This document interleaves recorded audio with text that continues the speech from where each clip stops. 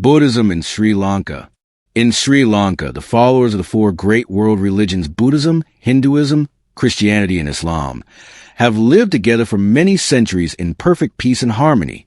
Many sacred shrines, for example the shrine at the top of Adam's Peak, also called Sri Pada, are shared by the adherents of all four faiths. During the pilgrim season, they went their way to the summit of the holy mountain, bringing various offerings, and they carry out their devotions with amity and concord.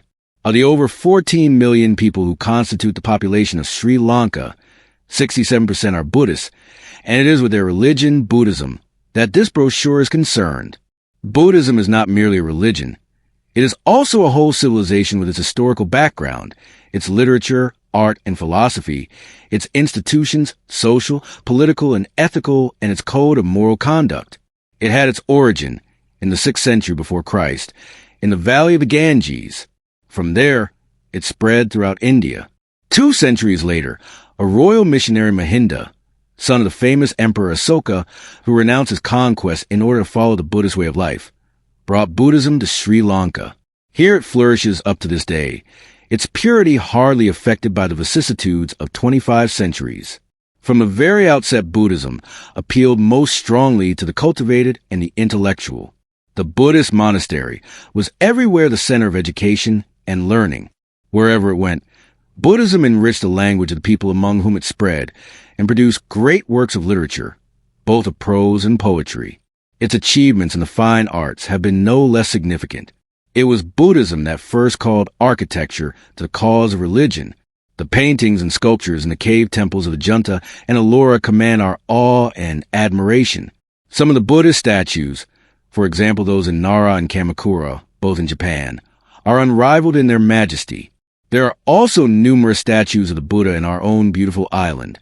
For instance, the well-known Samadhi statue in Anuradhapura, for long the capital of Sri Lanka, which so truly symbolizes the central theme of Buddhism, the spirit calm that comes from perfect knowledge and the subjugation of the senses. But greater than all these triumphs was the influence Buddhism exercised in molding the character of the people who became its followers. It instilled into them its noble ideals of peace and gentleness, tolerance, kindness and hospitality, the care for the sick, the pursuit of the good and beautiful, and compassion towards all that lives and breathes. It is Buddhism's proud boast that not a single drop of blood has ever been shed in its name. The Buddha, the founder of this great movement, was the Buddha or Sakyamuni, the sage of the Sakya clan, or to give him his family name, Gautama. We are told that his personal name was Siddhartha. The Buddha generally spoke of himself as the Tathagata, the one who had found the truth. His father was Suddhodana, the ruler of his people, and his mother Mahamaya. The pious delight to speak of the marvels that heralded his advent into the world of men and his birth in a grove of woodland. The young prince was brought up in a lap of luxury.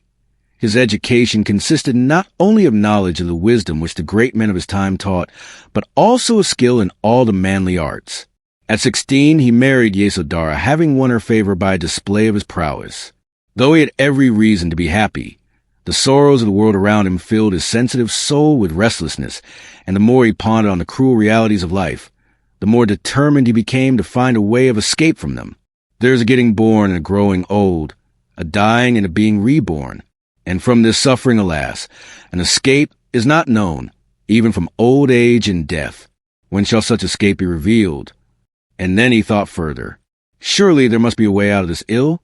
Just as there is warmth as opposed to cold and light as against darkness, there must likewise be happiness as opposed to sorrow. Thus he pondered, till one day, when he was 29, soon after the birth of his only son, Rahula, he left home and family resolving not to return till he had succeeded in his search. For 6 long and weary years he wandered seeking knowledge from the famous philosophies of his day, going through innumerable experiences that imposed severe strain on both body and mind. He was faced with numerous temptations, but he overcame them all. Then on a full moon night in the flowering month of May, while seated under a peepal tree at the spot now known as Buddha Gaya, he put forth a supreme struggle. The forces of evil opposed him in vain. He rent asunder the veil of ignorance and saw the truth, and thus became the Buddha, which means the Enlightened One. The word for enlightenment is Bodhi, and the tree under which the Buddha won enlightenment came thereafter to be called the Bodhi tree. The Sinhalese name for the month of May is Vesak. According to Buddhist tradition, 3 important events in the Buddha's life happened on the full moon day of Vesak: his birth, his enlightenment, and his final passing away. Festivals are held to mark these events and are known as Vesak celebrations. The Buddha attained enlightenment at the age of 35. Thenceforth for 45 years, till he passed away at Kusinara at the age of 80. He lived in unceasing activity, teaching and preaching. It is said that he slept but 2 hours at night. He traveled far and wide, except during the 3 rainy months, carrying the good news, the message of hope and happiness to all that would care to hear. The being who thus became the Buddha was indeed yet a man, though endowed with what we may call a heavenly humanity. In fact, it is his essential humanity that shines out most brilliantly through the canonical records of his life and activities. He moved amongst men and women, not as Superman or an incarnation of a god, but as very man himself, preaching to others that what he become they could, every one of them, become themselves, that we all of us are potential Buddhas. His humanity and his great earnestness are the most striking thing about the Buddha. He was most anxious to tell the truth whether others liked it or not, though he chose his appropriate time and place to do so. It is said about his speech that it was always truthful, spoken at the proper season, purposeful and profitable, and in exact accord with his own actions. He was very quick to recognize the infinite variety of men's dispositions. He could feel the real need in each man's heart. The needs of men called forth in him an instant wish to help. His teachings were homely, yet full of wisdom. The stories he so often used to illustrate his teachings, the similes and metaphors that abound in his sermons, show how intimate was his knowledge of all classes of people, their customs and manners, and their ways of life. He spared no pains to make men and women not just good but better, to help them become their best. His love was not limited to human beings. His kindness to animals, too, was profound. When the Buddha had attained enlightenment, he proclaimed his realization in no uncertain terms. Wide open are the portals of immortality, he announced. Let those who have faith and courage come and share therein. But it was not till 7 weeks later that the Buddha decided to preach his first sermon. The scene was the deer park at Isapatana, Morden Saranath, near Benares. He selected as his audience 5 ascetics, who had been his erstwhile colleagues in the practice of asceticism. It is said that they were at fire reluctant to listen to him, but so great was the force of the Buddha's personality that their reluctance was overcome and they became eager listeners. The first sermon. This first sermon is generally accepted as containing a resume of the Buddha's teachings. In it, the Buddha declares that those who wish to lead a spiritual life should avoid the 2 extremes of self-indulgence and self-torture. Self-indulgence is low and self-mortification crazy. Both are profitless. There is a middle way, which leads to insight and wisdom. Its fruit is serenity, knowledge, enlightenment, nibbana, perfect peace. The teaching is summed up in what came to be known as the 4 noble truths, for facts which cannot be denied. The fact that there is suffering in the world, the further fact that this suffering has its cause in the craving for personal satisfaction, the third fact that this suffering will cease when such craving is stilled, and fourthly, that result can be achieved by following the middle way, otherwise described as a noble 8-fold path, consisting of right views, right thought, right speech, right action, right livelihood, right effort, right mindfulness, and right rapture. As will be seen, the motive of first sermon is eminently practical.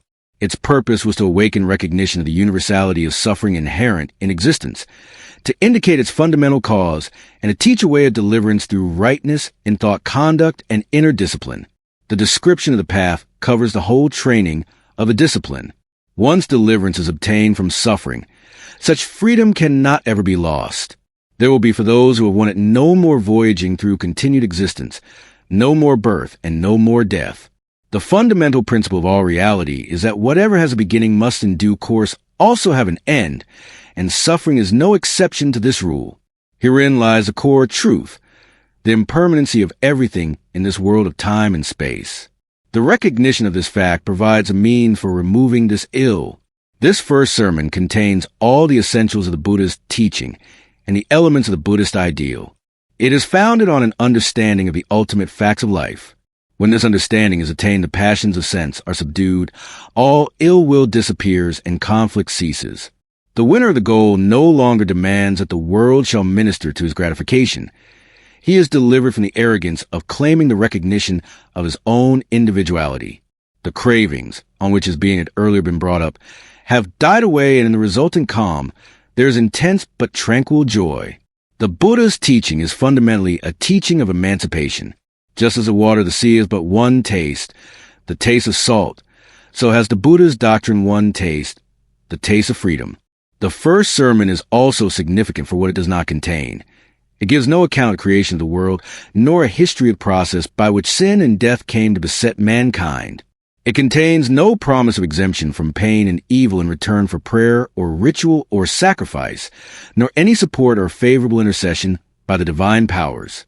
The Buddha does not call himself a savior willing and able to take upon himself the sins of mankind. On the contrary, he declares that each man and woman must bear the burden of their own sins and seek emancipation, therefore through their own efforts. The Buddha asserts that no God can do for any man that work of self-conquest and self-emancipation, which in the teaching of the Buddha stands for salvation. The Buddha claims only to be a guide, a teacher of the way, who, having gained deliverance from suffering, declares that spiritual emancipation is no divine gift of grace, but a conquest won by man's intellect and will, rightly ruled and directed by man himself. The goal and reward of the higher life is not in any external state, but in the attainment of perfect and tranquil mind. Nibbana, or nirvana, is the name given to that goal. Peace and happiness are its synonyms. Happy is solitude of him who is full of joy, who has learnt the truth, who sees the truth. Happy is freedom from malice in this world, self-restraint toward all beings that have life. Happy is freedom from lust in this world, getting beyond all desires, the putting away of that pride which comes from the thought, I am. The first requisite for leading the good life is a realization that all conscious existence is enveloped in suffering. The world is on fire, burning with lust, ill will, and stupidity. How can there be laughter and joy? This body of ours is sickly frail. In a few years it breaks into pieces and ends in death. The maladies of the body are only too well matched by the ills of the mind. What anguish of mind there is in a single lifetime, what grief and dejection, what lamentation and despair. Not all the waters of the four great oceans can equal the tears shed by a single being in his long pilgrimage through the innumerable ages of his past. The scene of our days and years and full of change. All our pleasure must end. Too brief is their satisfaction. Early and late death goes his rounds, mowing down high and low, rich and poor, young and old, the mighty and the meek.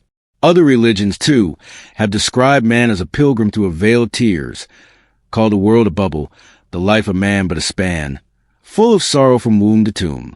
But these religions also assure us that behind this transitory show lies God's eternity, and that therein is security for those who do God's will.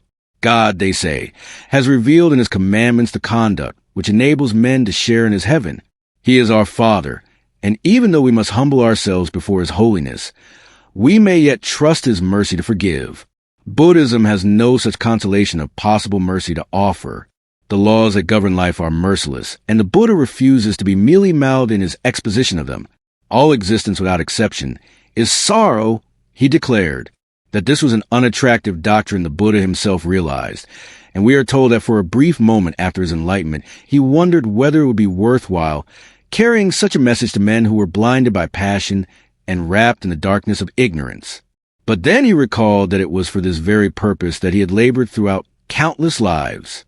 He knew that among men there were many whose minds were comparatively free from lust and ill will, and they would understand. In the world were men of many dispositions and capabilities, like lotuses in Al Pool, some blooming under the water, some on its surface, some emerging out of it. The Buddha considered himself a physician. The illness of the world was desperate, and a desperate remedy was required. Nothing less would suffice. If by the sacrifice of his own life he could assure happiness to the world's creatures, he would have gladly laid it down.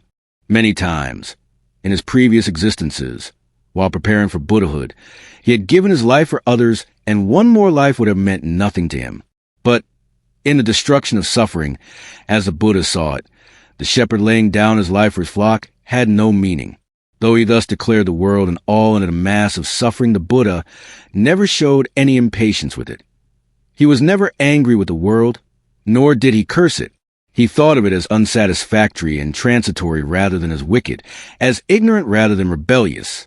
In his life, there is no idea of suicidal sacrifice, no element of the tragic, no nervous irritability.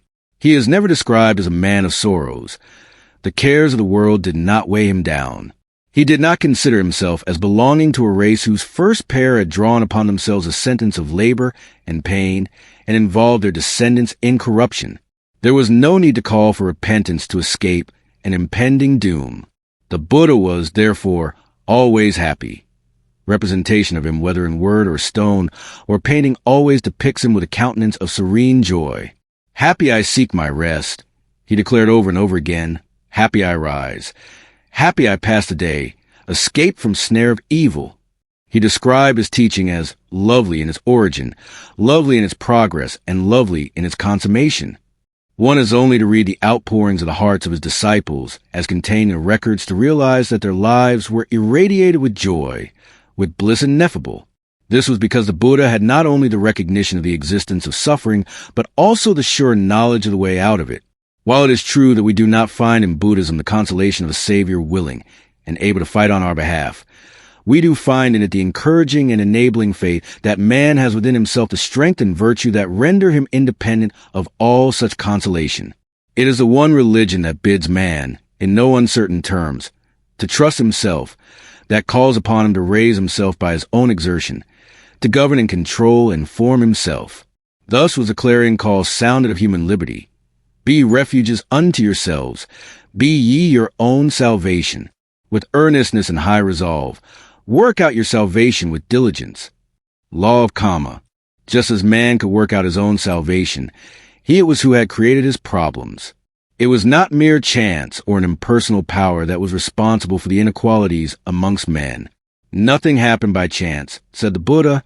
He then proceeded to formulate the doctrine which came to be known as the Law of Kamma, Karma, which forms one of the most fundamental of his teachings. Kamma, karma, means action, doing work, business, and the law of Kamma may be described as a law of cause and effect. Very briefly stated, it is this: everything that happens does so only by reason of some earlier cause, and when that stops, so does a result. Everything is the effect of some cause, and is itself the cause of some other effect. This law, the Buddha declares, holds true this in every department of the universe. As far as man is concerned, this is a law that affects his happiness or sorrow. It has no origin in time. It is not a command. Therefore, it cannot be broken. Thus, in Buddhism, there is no such thing as sin in the sense of a violation of God's command.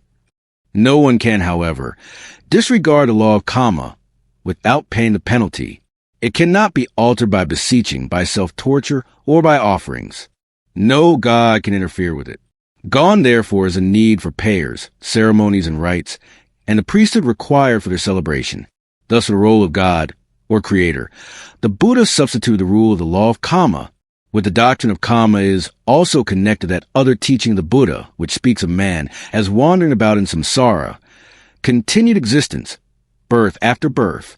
Before and behind us there stretches a vista of lives, past, present, and come, impermanent and unsatisfying, involving dukkha or suffering until by our own efforts we put an end to the process.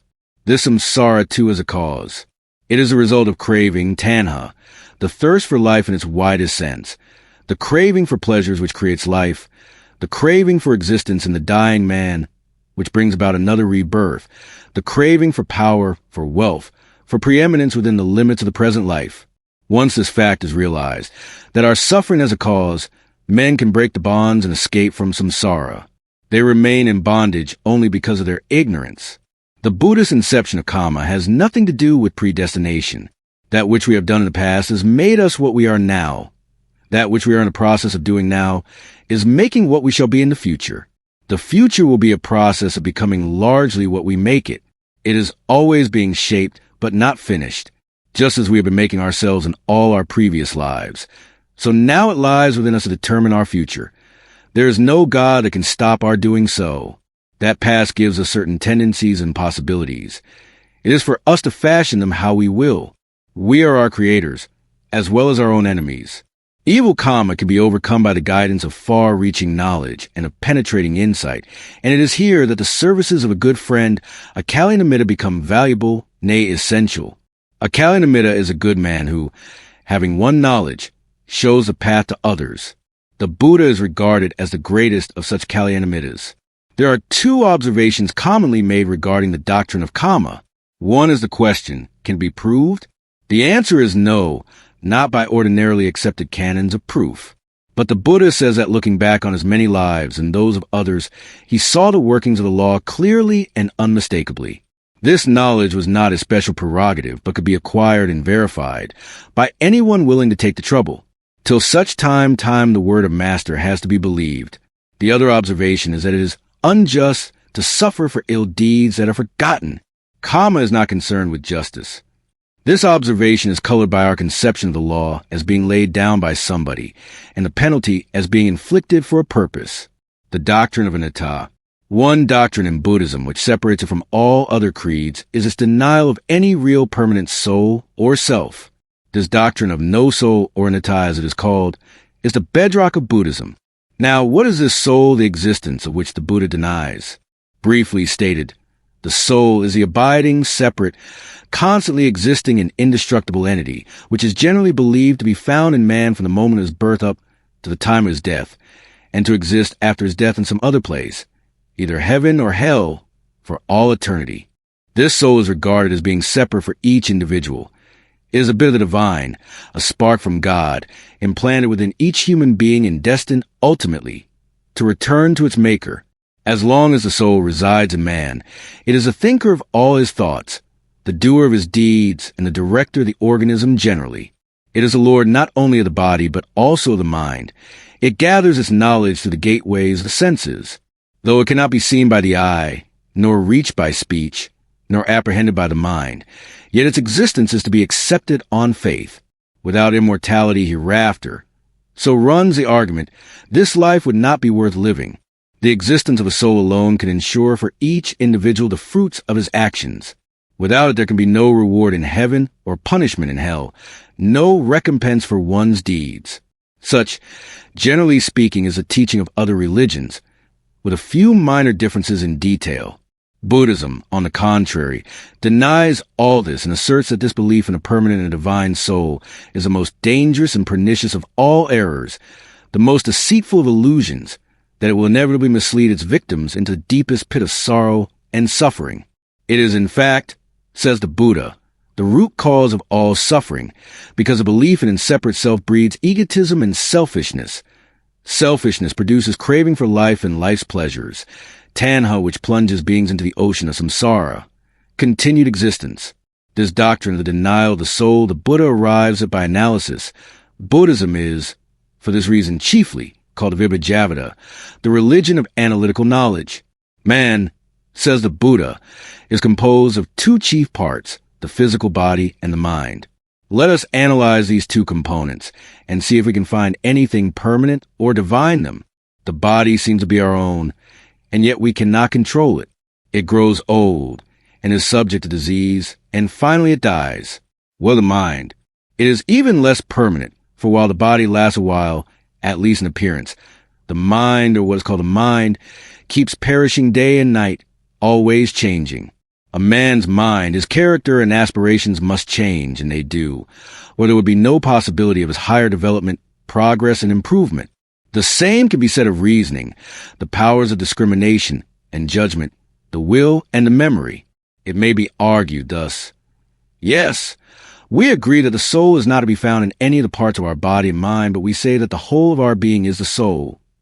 This seems to be begging the question, because the appearance of whole is merely a delusion. What whole can there be in something in which every particle is constantly, continually changing? We cling to ourselves, hoping to find something immortal in them, like children who would wish to clasp a rainbow. Like the rainbow are all things. There is a process, a conditioning, but no with the least trace of anything permanent. Life is thus merely a phenomenon, or rather a succession of phenomena, produced by the law of cause and effect. An individual existence is to be looked upon not as something permanent, but as a succession of changes, as something that is always passing away. Each of us is merely a combination of material and mental qualities. Every person or thing or God is just a putting together a compound. And this compound, this individual, remains separate as long as it persists in samsara or existence as we know it. It is this separation which is the cause of life and therefore of sorrow. Life will continue as long as there is craving. It is kamma, our actions, our thoughts and words produced by this craving, that keeps the process going. If at death the craving for life has not been completely destroyed, then this craving gathers fresh life, body and mind. The result is a new individual, but new only in a sense. There is nothing that passes from one life to another. It is a kamma produced by us in our previous lives, and in this life that brings about the new life. The new body and mind is merely the result of the previous body and mind, just as this life is the result of the kamma of past lives. So our next life is a product of that kamma plus the kamma of the present life. What is important to Buddhists is not death or rebirth, for these processes are always taking place even in our present life. But the fact that the life quality which succeeds death is entirely in his own power, and that his future environment would depend entirely on him. Though the tendencies of the past birth influence the trend of mind processes in a subsequent life, yet the mind has the power inherent in it of overcoming, at least very largely, the evil that might be transmitted. Must this process of life after life always continue? It need not, says the Buddha. It is the purpose of the Buddha's teaching to tell us how it can be completely destroyed. And with the destruction of the process, we reach nibbana, a word better known in its Sanskrit form of nirvana. It is a cessation of life as we know it. In a sense, it is annihilation, but not the annihilation of self, for there is no self to annihilate. The fire has gone out because there is no more fuel to feed it. It is the annihilation of the illusion of self, of separateness. The whole of the clingings, affection for oneself, the desires, the appetites, the thirst, tanha, which surround or support this illusion are all destroyed together with the evil, the ignorance, the hatred and greed, and the lust which accompany it. They die for lack of the nourishment that sustained them, never more to return. Nirvana is not merely a negative condition, but a very positive state of bliss ineffable, of unbounded peace and joy, as is testified by the countless utterances of those that have attained it. Aho Sukham, Aho Sukham. They exclaim, Ah, what happiness, what bliss! Cooled are life's sorrows, gone all fear, and they are joyful with much joy. When the Arahant, the perfect one, who has attained nirvana, dies, he is not reborn anywhere, for he is no longer subject to any of the laws that govern life and death. What exactly happens to him we cannot say, for all our thoughts, terms and modes of speech are bound up with the illusion of self, and are therefore incapable of describing the state which the Arahant attains after death, a state which is the very antithesis of life as known to us. It is an experience, not speculation. All we can say about it is that it is beyond and outside all conditionings. A well-known passage in the books describes as a state where there is neither solid nor liquid, neither heat nor air, neither this world nor any other, neither sun nor moon, arising nor passing away nor standing still, neither being born nor dying, neither substance nor development nor any basis for substance. It is the end of sorrow, to be known by freedom from distress and danger, by confidence, by peace and calm, by bliss and happiness, by purity and freshness. There is no particular spot where it is to be found, nothing to define it by, such as the goal of the Buddhist, the attainment of which the Buddha taught to beings, the doctrine of the Four Noble Truths and the Noble Eightfold Path. The Noble Eightfold Path. This path has already been referred to, but a fuller explanation would be desirable. The path consists of 8 factors as follows. 1. Right view is understanding the Four Truths. 2. Right thought is free from lust, ill will, cruelty, and untruthfulness. 3. Right speech is abstaining from lying, tale-bearing, harsh language, and vain talk. 4. Right action is abstaining from killing, stealing, and sexual misconduct. 5. Right livelihood is earning a living in a way not harmful to any living thing. 6. Right effort is to avoid evil thoughts and overcome them, to arouse good thoughts and maintain them. 7. Right mindfulness is to pay vigilant attention to every state of the body, feeling, mind. 8. Right concentration is concentration on a single object, so as to induce certain special states of consciousness, in deep meditation. The Buddha's teachings were not recorded at the time of their promulgation. Writing was then practically unknown, and all learning was handed down from teacher to pupil by word of mouth. Tradition has it that 3 months after the Buddha's death, 500 of his immediate and preeminent disciples gathered together in convocation and agree upon what they consider were his most important utterances. They claim to have remembered the Buddha's exact words, mostly in prose, but some of them in the form of verses too.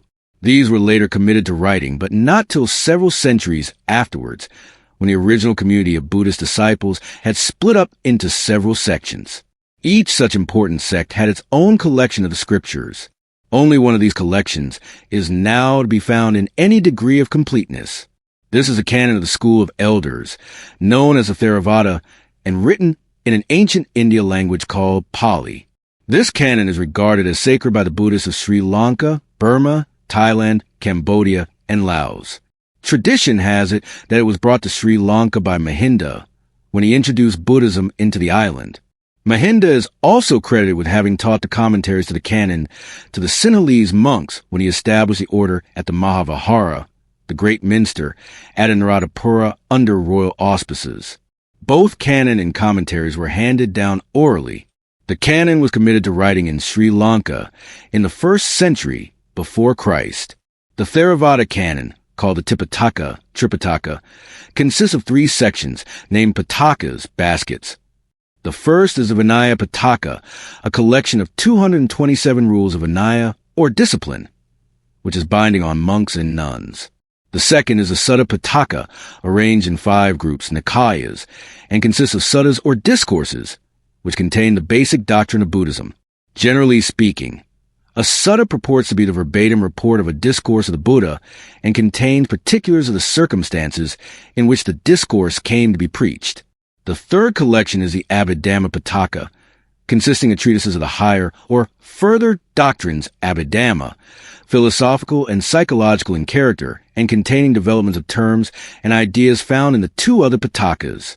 It is generally accepted that the Abhidhamma Pitaka is of somewhat later growth than the other 2. The custody of his teaching and its propagation was made by the Buddha, the obligation of the members of the order in the Sangha, which he founded quite early in his career. It grew up to a well-organized community, following democratic practices in its procedure, arriving at decisions by discussion and consensus. Membership of order was open to all, regardless of caste or race or color, except for persons suffering from infectious diseases and certain physical and mental disabilities, conscripted soldiers, debtors, slaves who had run away from their masters, and minors, who had first to get the permission of their parents or guardians. Just as rivers that flow into the ocean leave their various identities therein, so do various classes of people form a single community when they join the order. The order consisted at first only of men. Women were admitted later at the request of the Buddha's foster mother and in deference to strong public opinion. In all matters of discipline, monks were given priority over the nuns. This did not, however, imply that women were in any way inferior to men. What men could do, declared the Buddha quite emphatically, women could do equally well, sometimes even better. But in some Buddhist countries, including Sri Lanka, the order of nuns did not last very long, for a variety of reasons. Attempts are being made to revive it. Elsewhere it has come down to the present day, though not large in numbers. The rules of the order are simple, the chief vows being those of celibacy and non-possession of worldly wealth. Abstinence from eating after midday and avoidance of all kinds of luxury are also required. A monk's equipment consists only of basic needs, such as 2 sets of robes, a begging bowl, a razor, needle, and thread.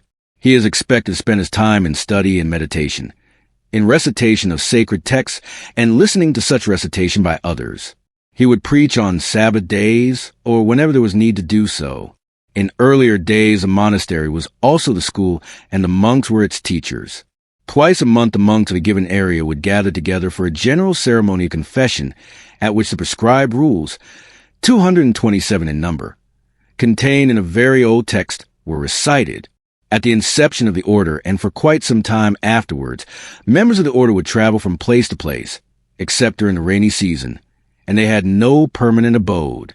They would subsist on alms which they would get when they went on their alms rounds in whatever locality they happened to be.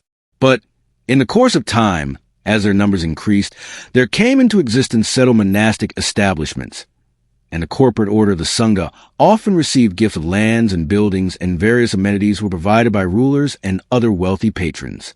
Monasteries and nunneries have certain basic features common to most of them. There would generally be a residence of monks or nuns, a shrine room containing one or more statues of the Buddha, usually in the sitting posture, a stupa, also known as stupa, dagaba, or pagoda, and more often than not, a Bodhi tree claiming descent from the tree under which the Buddha attained enlightenment.